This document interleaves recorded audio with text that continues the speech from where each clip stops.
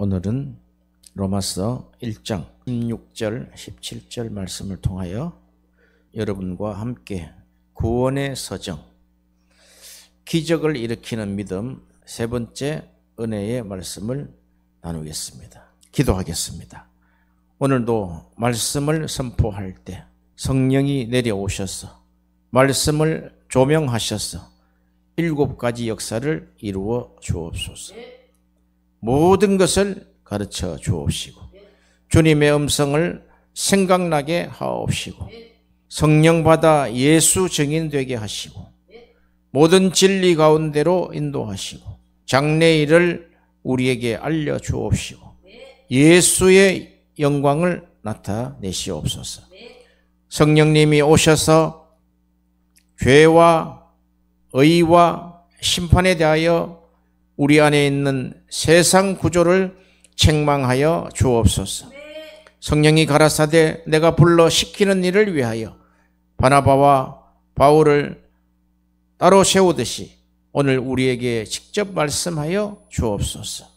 오늘 이 시간 귀신과 우상을 쫓아내어 주옵시고 하나님 나라와 뜻이 임하옵시며 성령과 불로 세례하여 주옵시고 믿음을 더하여 주옵시고 믿음으로 말하게 하여 주옵소서. 기적이 일어나게 하옵소서. 예수 그리스도 이름으로 기도하옵나이다. 아멘. 지난주에 믿음에 관하여 6가지를 말씀을 드렸습니다. 미국의 유명한 설교자이신 존 파이프라는 분이 있습니다. 그분이 한 20년 전에 패션 오브 크라이스트 그 영화를 보기 전에 꼭 이 책을 보고 가라고 권면한 책이 있습니다.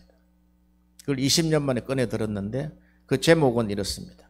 예수 그리스도께서 십자가에 못 박혀 죽으신 50가지. 그 내용을 쭉 보면서 성경을 우리가 연구할 때 이렇게 해야 되겠구나. 만약에 우리에게 예수님이 날 위해서 십자가에 죽으셨는데 그 이유를 말하시오 이러면은 몇 개나 말할 수 있겠습니까? 아마 성경 신약에 나타나 있는 모든 부분들을 다 이야기한 것 같아요. 거기에 도전을 받았어. 우리가 그리스도인으로 살아가는데 믿음을 빼면은 그 사람의 영혼이 없는 것 같이 믿음을 빼면은 아무것도 없습니다. 그리스도인들의 영혼은 믿음입니다. 그런데 믿음에 대해서 구체적으로 잘 알지 못합니다. 그냥 믿음 이러면은 우리가 가지고 있는 신념, 그리고 믿음 이러면 내 감정 속에서 나타나는 끌어오르는 어떤 확신, 이런 걸 이야기하려고 할 것입니다. 그런데 믿음을 자세히 연구해 보면 지난주에 첫 번째, 믿음의 필요성. 그러니까 믿음이 왜 필요한가? 누구든지 참된 믿음을 갖기 전에는 세상에 의해 정복된 상태이기 때문에 믿음이 필요하다. 우리가 갈라디아서에 보면 믿음이 오기 전에는 율법에 매인바되고 갇혀 있었다 그러는. 그러니까 믿음이 와야 되는 거예요. 믿음이 우리에게 임해야 된다는 거예요. 하나님 나라가 임하옵시며 성령이 임하옵시며 그리고 믿음이 임하옵소서 같은 단어를 쓴단 말이에요. 엘코마이라는 단어를 씁니다. 그러니까 왜 믿음이 필요하냐? 그러면 우리가 참된 믿음을 가지고 이제 우리를 정복한 세상을 우리가 대항해서 이기고 하나님 나라를 세우는 겁니다. 할렐루야. 믿음이 오기 전에는 우리 안에 세상 나라와 우상으로 가득 차가 있고 악하고 엄난한 그런 정욕 가운데 생활을 하고 있습니다. 누구나 다 마찬가지입니다. 예수 믿고 우리가 은혜 받고 회개할 때 나오는 토에서 나오는 그 더러운 것들이 다 그런 것이다. 예수님이 이 땅에 오셨을 때 또 바울이 선교사로서 헬라 세대지요. 더 나아가서 라틴 세계에 갔을 때 처음 본 것이 바로 그런 것일 겁니다. 하나님이 없는 세상. 그런데 하나님의 실체인 그 예수 그리스도를 전파하면 죽인단 말이에요. 우리는 가장 먼저 예수님을 영접하고 그분과 연합해야 사람이 영적인 사람으로 된다는 것입니다. 그게 믿음의 필요성입니다. 두 번째, 믿음의 속성이 있습니다. 믿음의 속성은 하나의 성향인데 그 성향은 지성의 역할에 의지의 기능으로 순종해야 온전한 믿음이 일하게 됩니다. 무슨 말이냐면 믿음의 속성은 믿음이 우리 영혼에 들어온단 말이에요. 지성과 감정과 의지에 들어온단 말이에요. 대부분 우리 지성 속에 우리의 감정 속에서 머무는단 말이에요. 그러니까 생각만 한다면 생각만. 아, 믿음은 이런 것이다 하는데 믿음은 그런 걸 믿음이라 하지 않습니다. 그가 의지의 기능으로 그 들어온 정보를 계시를 순종해야 온전한 믿음이 일하게 된다는 것입니다. 그게 믿음의 속성입니다. 세 번째는 믿음의 주체입니다. 믿음은 그리스도의 말씀으로 인하여 생성됩니다. 믿음이 자라는 곳은 사람의 영혼입니다. 구체적으로 그 사람의 의지입니다. 믿음을 우리가 정확하게 공부를 하지 않으면 그냥 내가 가지고 있는 믿음이 최고인 줄 안단 말이에요. 근데 믿음을 공부하면 공부할수록 아, 이 믿음은 내 것이 아니었구나 하는 것을 알 수 있게 됩니다. 이 믿음은 와야 되는 것이구나, 임해야 되는 것이구나 하는 고백을 할 수밖에 없습니다. 그리고 네 번째, 믿음의 대상은 반드시 하나님의 말씀이어야 된다.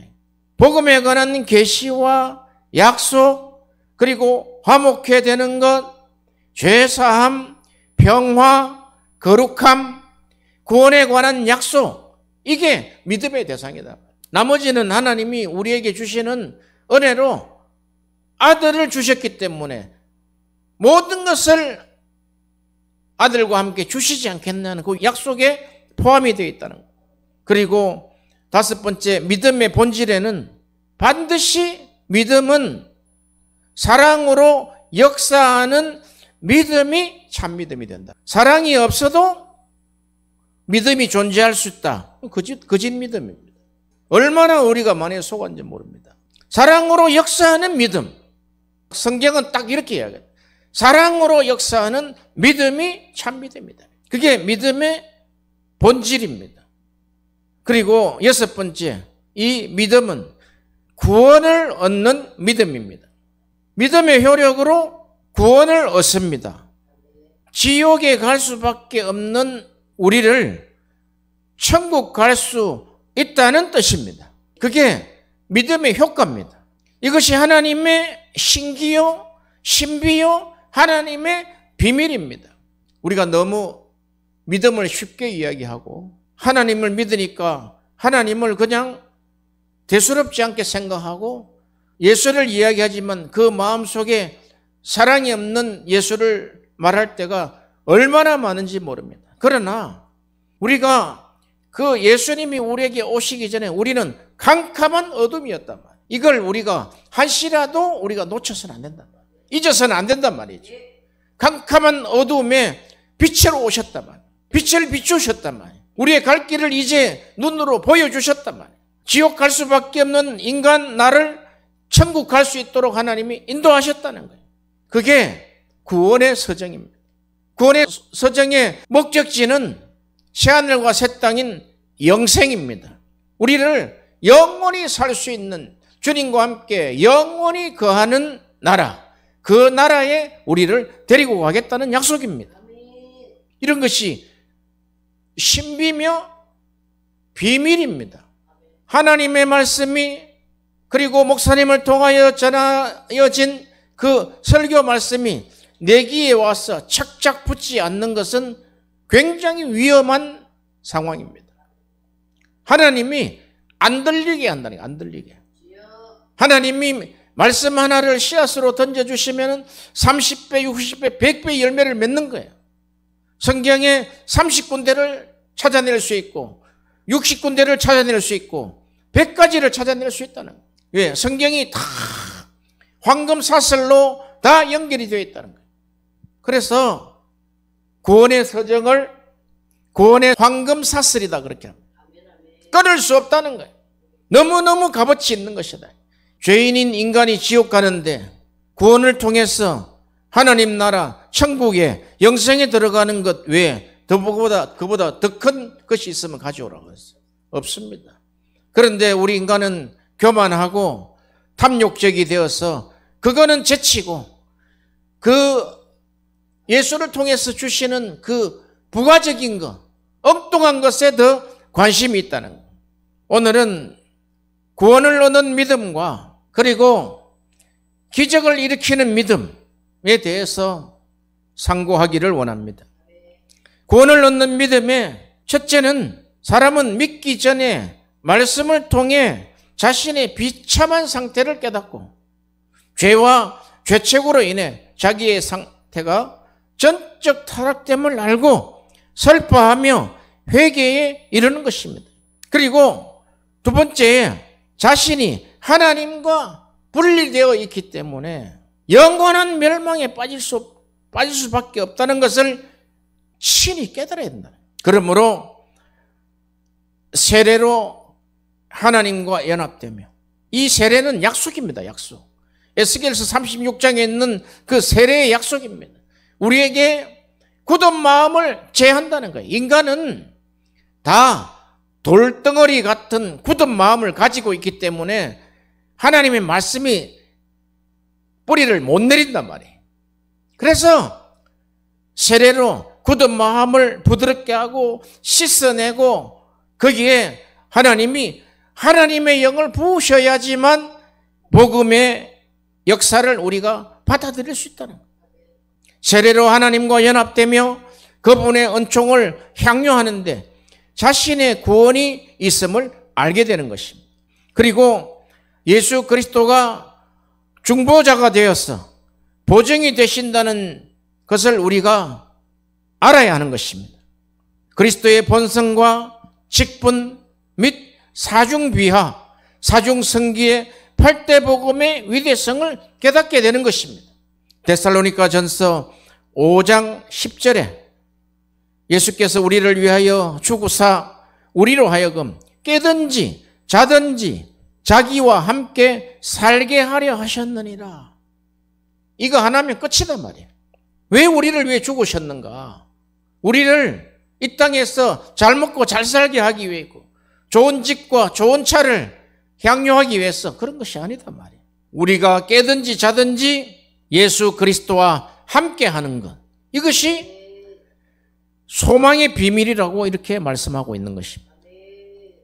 구원을 믿는 믿음의 두 번째는 영광스러운 그리스도의 복음이 나 자신에게 제시되었다는 사실. 죄로 인해서 영원한 형벌을 받을 수밖에 없는 인간, 흑암 속에서 고통받고 있는 인간, 평생 질병으로 죽음을 기다리는 그 인간에게 영광스러운 그리스도의 복음이 나에게 제시됐다. 이것은 사실입니다.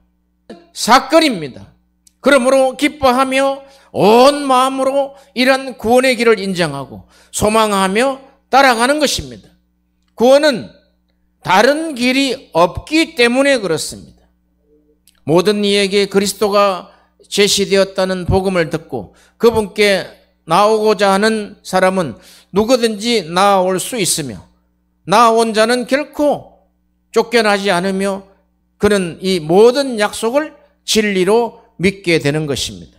사도행전 4장 12절에 다른 이로서는 구원을 받을 수 없나니 천하 사람 중에 구원을 받을 만한 다른 이름을 우리에게 주신 일이 없습니다. 요한복음 6장 68절에 시몬 베드로가 대답하여 주여 영생의 말씀이 주께 있사오니 우리가 누구에게로 가오리까? 이렇게 구원을 얻는 믿음에 구원은 믿음으로 인하여 우리가 얻게 되는 거예요. 이것은 어떻게 해석할 수가 없어요. 구원이라는 것은 내가 지옥에서 천국을 갈 수 있는 것은 믿음으로만 가능하다는 거예요. 그러니까 이 믿음이 우리의 것이 아니다는 거예요. 믿음은 객관적인 사실이다는 거예요. 하나님의 말씀을 통해서 믿음이 세워진다는 거예요. 그것을 우리가 믿기만 하면, 그래서 성경은 간단하단 말이에요. 믿기만 하라, 이게. 믿기만 하라. 믿기만 하면 기적이 일어난다, 이거. 너 인생에 지옥에서 천국으로 가는 기적이 당장 일어난다는 거예요. 이것은 누구에게나 하나님이 허락하신 것이라는 것입니다. 세 번째, 구원을 얻는 믿음을 소유한 자는 그는 굶주리며 목말라 합니다. 그리스도와 그분의 모든 은택, 은혜와 혜택을 참여하고 그분을 통해 하나님과 화목하게 됩니다. 그래서 교리 공부를 하고 성경 공부를 하게 되는 것입니다. 끝없이 먹어도 배가 고픈 거예요. 이 진리를 우리가 받아들이면은 성경을 다 삼키고 싶은 마음이 생긴단 말이에요. 그런데 그렇게 한목에 삼키도록 하나님 허락하시지 않는다. 이것이 인생의 경륜만큼 또 그 나이만큼 하나님 앞에 순종하는 만큼 그 믿음의 말씀이 우리에게 들어오는 것입니다. 그러므로 성경은 아이와 같은 믿음이 있고 청년 같은 믿음이 있고 또 어른과 같은 아비와 같은 믿음이 있다는 거예요. 우리가 너무나 잘 알고 있는 거 아닙니까? 청년이 되고 아비가 되면 아이적의 그 믿음에서 그냥 발부둥 치는 그 상황을 우리가 알 수 있게 되는 거예요. 그래서 성경은 믿음이 성숙해진 아비와 같은 자들이 성경을 풀어 어린 양을 먹이는 거예요. 왜? 그 길을 다 직접 경험하고 걸어 올라왔기 때문에 그렇습니다. 하나님이 뚝딱 아버지와 같은 믿음을 주시지 않단 말이에요. 세월과 연단 속에서 한 칸 한 칸 정직하게 하나님이 그렇게 하신단 말이에요. 그런데도 굶주리고 목말라 의에 줄이고 목마른 자는 복이 있나니 천국이 저희 것이며, 우리가 성경을 공부하지만 이 구원과 구원의 최종 목적지, 믿음의 결국은 영혼의 구원을 받음이라는 이 목적지를 잃어버리면 안 된단 말이에요.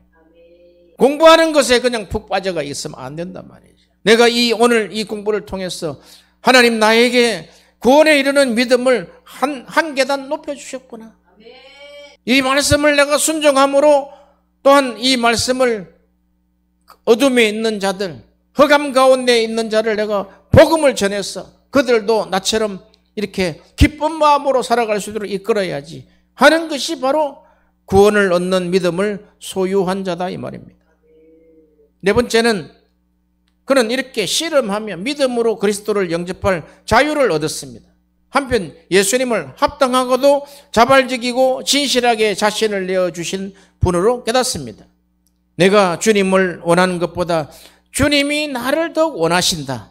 그분께서 먼저 자신을 나타내시고 초대하셨으며 나를 이끄셨기 때문이었습니다. 그는 그렇게 씨름하는 가운데 비로소 항복을 합니다. 우리가 굶주리며 목말라하며 씨름하는 것은 그분이 먼저 나를 원하셨다는 거예요.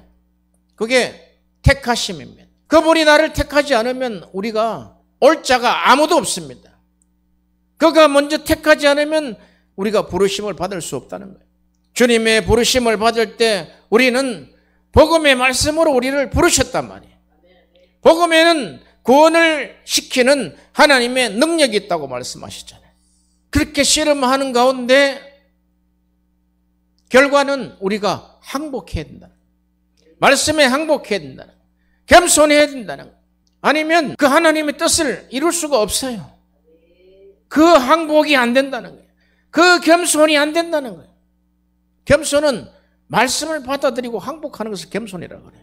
우리가 겸손 온유 이렇게 해서 됩니까? 한 번도 된 적이 없어요. 더 교만해지죠. 말씀을 대적하는 게 어떻게 교만이 아닙니까? 말씀을 불순종하는 것이 어떻게 그게 하나님을 대적하는 것이 아닙니까? 에덴 동산에 일어난 사건인데 우리 속에 우리의 육신 안에 그런 것들이 자리 잡고 있기 때문에 말씀으로 우리가 이길 수밖에 없다는 거예요. 요한복음 1장 12절에 영접하는 자 곧 그 이름을 믿는 자들에게는 하나님의 자녀가 되는 권세를 주셨다는 거예요. 엑수시아 듀나미스를 주셨다는 거예요. 골로새서 2장 6절에 그러므로 너희가 그리스도 예수를 주로 받았으니 그 안에서 행하라는 거예요. 예수를 주님이라 그러잖아요. 초대교회는 그 한 단어예요. 예수는 주시다는 거예요. 그런데 그 안에서 행하라는 거예요. 예수 그리스도 안에서 행하라. 다섯 번째, 그는 몸과 영혼과 자신의 구원을 그리스도께 의탁합니다. 그리스도를 의지하며 그분께 자신의 짐을 맡기며 기대며 의지합니다. 이사야 10장 20절에 그날에 이스라엘의 남은 자와 야곱 족속의 편안한 자들이 다시는 자기를 친자를 의지하지 아니하고 이스라엘의 거룩하신 여호와를 진실하게 의지하리니. 이스라엘이 망했을 때 보면 하나님을 의지하지 아니하고 그 외 다른 것을 의지했기 때문에 그렇다는 것이 성경에 분명히 나와 있다는 것입니다. 여섯 번째, 그는 구원을 얻는 믿음을 가진 그는 그리스도를 의지함으로 그리스도가 자신의 구주 되심을 담대히 확신한다. 에베소서 4장 30절에 하나님의 성령을 근심하게 하지 말라. 그 안에서 너희가 구원의 날까지 인치심을 받았느니라. 우리에게 인을 쳤다는 거예요. 도장을 찍었다는 거예요. 마귀도 도장 찍어요. 화인이라고 해요. 하나님은 우리에게 성령으로 딱 도장을 찍는단 말이에요. 부르실 때 딱 찍어 놓는다. 그러면 그 구원의 서정을 끝까지 완수하게 하신다는 거예요. 누가? 성령께서 신적 협력을 통해서 순간순간 성령께서 우리에게 그 길을 갈 수 있도록 역사한다는 거예요. 그런데 우리가 하나 알아야 되는 것은 무엇이냐면 성령을 근심케 해서는 안 된다는 거예요. 그 길을 가지 아니하고 새 길로 가면은 성령이 근심한다는 거예요. 성령의 근심을 알아차려야 된다는 거예요. 세상 사람은 성령의 근심을 알아차릴 수 있는 루트가 없어요. 우리는 하나님의 성령이 우리 안에 거주하고 계시기 때문에 가장 민감하게 반응해야 될 것이 성령께서 이 행동은 근심하실 것이다.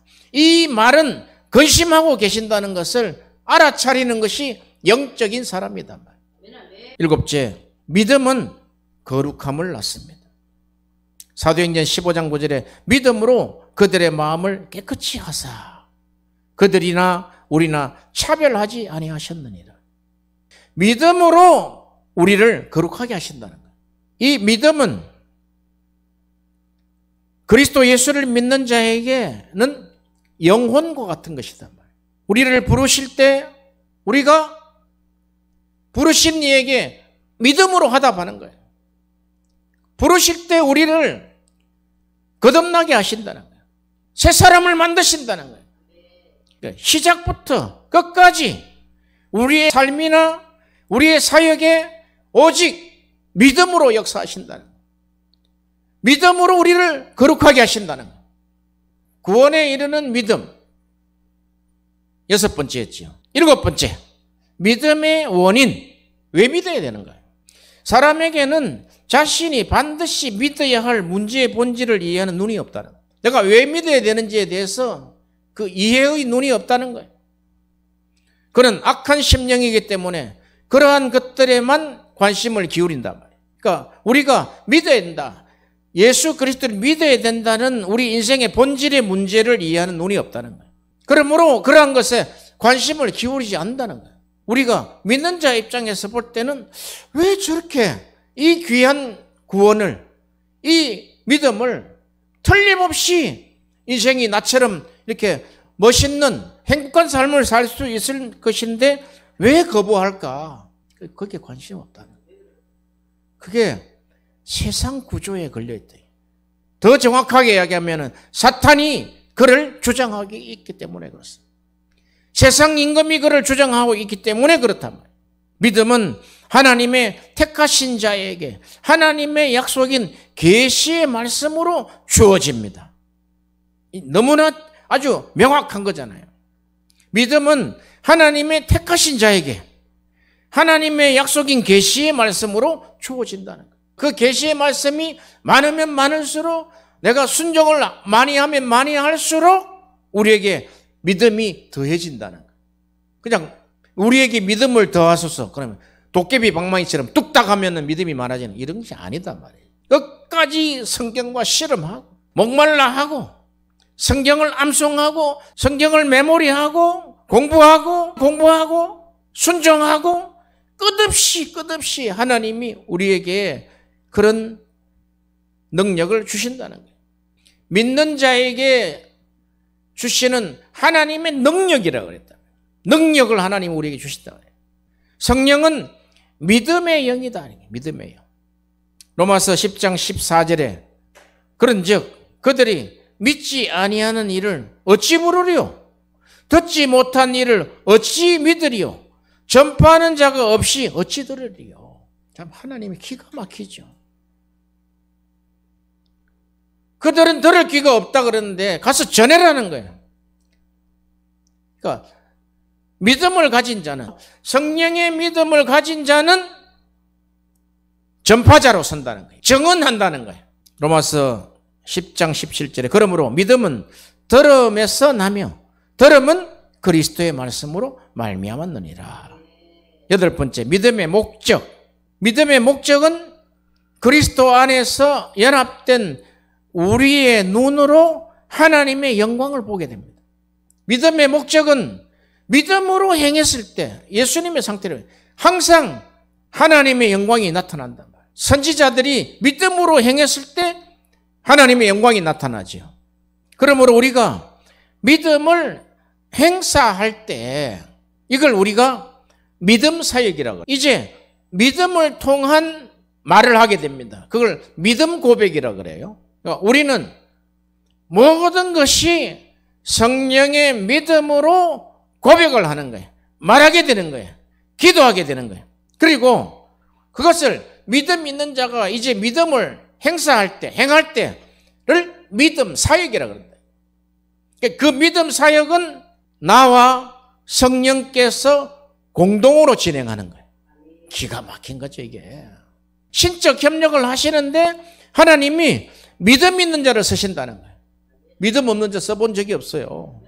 왜? 믿음 있는 자 써가지고는 망한다고. 하나님이 그렇게 망할 일 안 한다 말이에요. 우리가 믿음을 행사할 때 예수 그리스도의 얼굴에서 빛나는 하나님의 완전하심으로 하나님을 영화롭게 한다는 거예요. 성경을 깨달은 말씀입니다. 고린도후서 3장 18절에 우리가 다 수건을 벗은 얼굴로 거울을 보는 것 같이 주의 영광을 보며 그와 같은 형상으로 변화하여 영광에서 영광에 이르니 곧 주의 영으로 말미암으니라. 이 고린도후서 3장 18절이 난해 구절입니다. 안 풀려요, 이게. 아무리 아래 위를 쳐다봐도 이 구절을 풀 수가 없어요. 어떻게 주의 영광을 보며 그와 같은 형상으로 변화하여 영광에서 영광에 이르니 곧 주의 영으로 말미암으니라. 잠깐 그 절 전에 고린도후서 3장 13절에서 14절을 보면 우리는 모세가 이스라엘 자손들에게 장차 없어질 것에 결국을 주목하지 못하게 하려고 수건을 그 얼굴에 쓴 것 같이 아니하노라.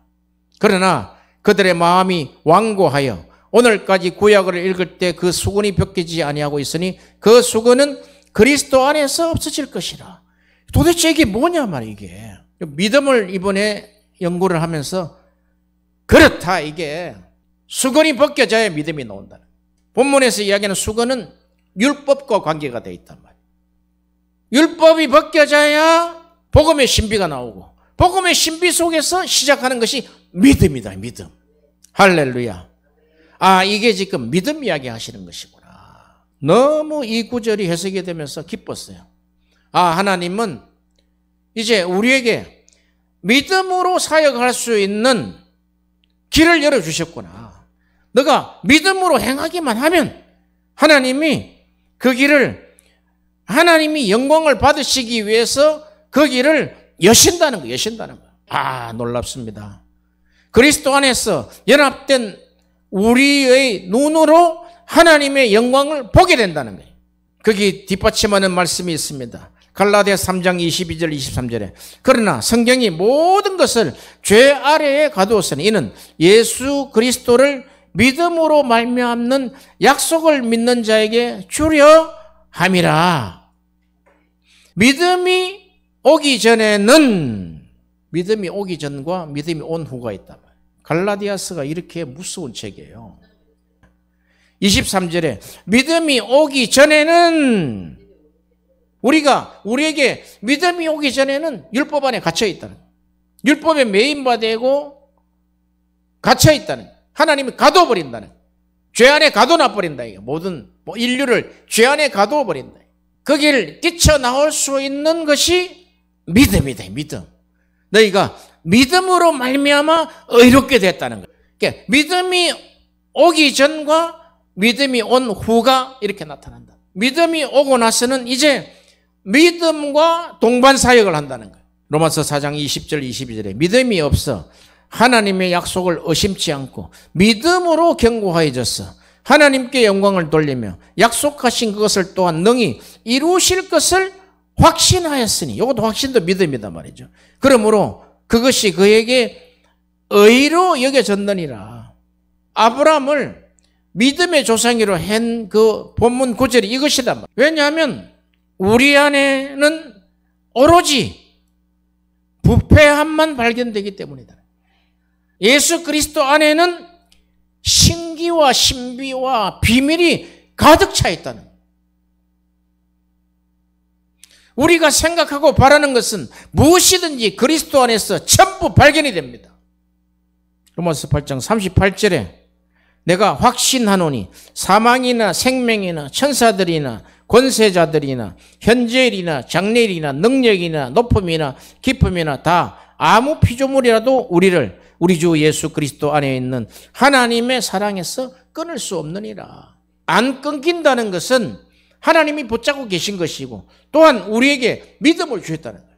그래서 이 10가지가 닥쳐도 우리가 안 무너진다는 거예요. 믿음을 주셨기 때문에. 이렇게 성령은 우리 안에 완전한 믿음으로 인도하신다는 거예요. 그래서 성령은 믿음의 영이다. 믿음의 영은 성령이다. 구원의 서정에서 성령을 빼면은 구원의 서정이 완성이 되질 않습니다. 우리가 마지막 날 주님이 재림하실 때 다 우리를 부활을 시키죠. 그거 누가 하는 거예요? 성령이 하신다고. 예수 그리스도를 죽음에 살리신 하나님의 영이 너희 안에 거하면 너희 죽을 몸도 우리를 살린다는 거예요. 애매하게 가지고 있으면 안 돼요. 성령께서 우리를 부활시킨다는 거예요. 그런데 일시적인 믿음이 있다. 일시적인 믿음은 진리를 그저 문자로서 말하자면 거짓된 빛으로 살피고 알 뿐이다. 일시적인 믿음의 소유자는 본성상 돌과 같은 굳은 마음, 에스겔서 36장 22절을 가지고 있습니다. 즉 길가밭, 돌밭, 가시떨기밭이다. 씨를 뿌린다, 분명히. 그런데 그 씨를 4가지 밭에 뿌린단 말이에요. 그런데 3가지 밭에서는 열매가 안 나요. 제대로 안 난단 말이에요. 누가복음 8장 12절에서 15절에 길가에 있다는 것은 말씀을 들은 자니 이에 마귀가 가서 그들이 믿어 구원을 얻지 못하게 하려고 말씀을 그 마음에서 빼앗는 것이요. 바위 위에 있다는 것은 말씀을 들을 게 기쁨으로 받으나 뿌리가 없어 잠깐 견디다가 시험을 당할 때는 배반하는 자요. 가시떨기에 떨어졌다는 것은 말씀을 들은 자이나 지내는 중에 이생의 염려와 재리, 재물과 향락에 기운이 막혀 온전히 길을 실지 못하는 자요. 좋은 땅에 있다는 것은 착하고 좋은 마음으로 말씀을 듣고 지키어 인내로 결실하는 자니라. 반면 참된 신자는 그리스도 예수 안에 있는 진리를 그 지각의 눈이 밝아지며 그리스도의 마음을 가지고 그분에 대하여 계속해서 배우게 된다는 거예요. 육신의 눈이 캄캄한 어둠에서 빛을 보면서 기뻐하는 것처럼 복음의 비밀을 듣고 이해할 때는 그것을 아름답게 여기며 깊이 사유하고 싶어 합니다. 이렇게 예수님도 이 땅에 오셨을 때 바울이 헬라 세계와 라틴 세계인 로마를 처음 봤을 때 어떤 사람들은 자신, 그리스도, 영적 생명, 천국과 지옥에 관해 아무것도 알지 못합니다. 스스로 자신도 어떤 사람인지 모른단 말이에요.